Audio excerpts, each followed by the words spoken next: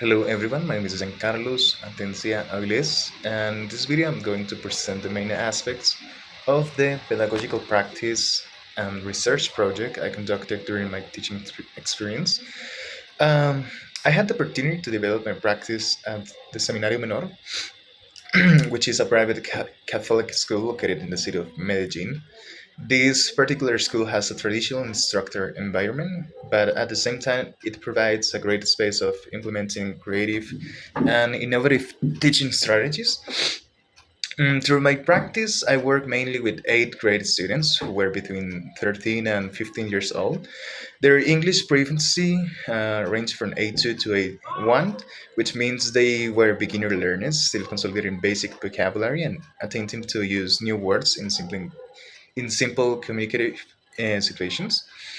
Something that stood out of me from the beginning is that many of these students found vocabulary learning challenging. They often forgot the words that they studied, or they avoided using them because they lack confidence. During obvious observations, I also noticed that motivation decreased quickly when activities were based only on memorization or repetitive exercise. And this situation inspired the title of my research proposal, Playing to Learn: Impact of Gamified Activities on Motivation and Vocabulary Development in English Language Learner. I chose this topic because I wanted to explore whether integrating games and digital tools could transform the way students interact with vocabulary and help them feel more motivated and confident using English.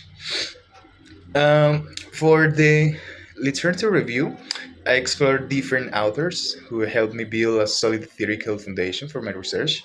First, I looked at authors who discuss vocabulary learning in second language acquisition, for example, Nation from 2013 and Smith 2010, highlight the importance of repetition, retrieval, and meaningful use. According to them, vocabulary retentions improve when students are exposed to words multiple times and in different contexts. The idea helped me to understand why traditional memorization exercises often fail.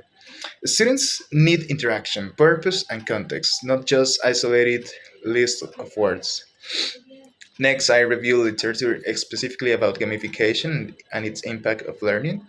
Others, such as So 2020 and The Hand 2011, explain how game based learning increases motivation, attention, and long term retention.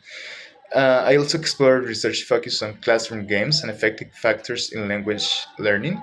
From Baslegic from 2021, for example, he argues that games reduce anxiety and recreate a safe environment for experimentation. And this was specifically relevant considering that many of my students were shy or afraid of making mistakes. And finally, I reviewed the role of technology in EFL contexts. Authors like Godwin Jones and Stotwell and Reinders emphasize that digital platforms support autonomy and continuous practice. Their perspective encourages me to include tools like Duolingo, Kahoot, and quizzes, which often send feedback and allow students to practice both inside and outside the classroom.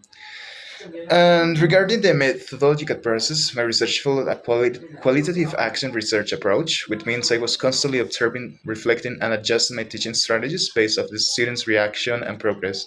To collect data, I used several tools, including field diaries, where I documented observations and reflections. In terms of activities, I implemented a variety of gamified strategies with digital tools. Students participate in Kahoot and quizzes competition, where they practice vocabulary through fast-paced interactive quizzes. And these activities created a sense of excitement and friendly competition, with increased motivation and participation noticeably. I also use Duolingo, which allows students to practice individually and receive personalized feedback while working on their own pace. And on the other hand, I also incorporated board games such as Scrabble and Benagrams. These games were especially useful for helping students negotiate meaning, practice spelling, and collaborate with their classmates.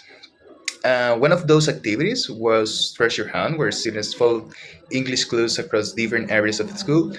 And this activity connected vocabulary with real spaces and turned learning into an active, dynamic, and memorable experience. Yeah, through all these activities, I noticed a clear transformation in the classroom environment. Students became more engaged, less anxious, and more willing to take risks. Their vocabulary improved not only in tests, but in spontaneous conversation and group interaction. So, yeah, that would be all. Thank you so much for watching. Bye.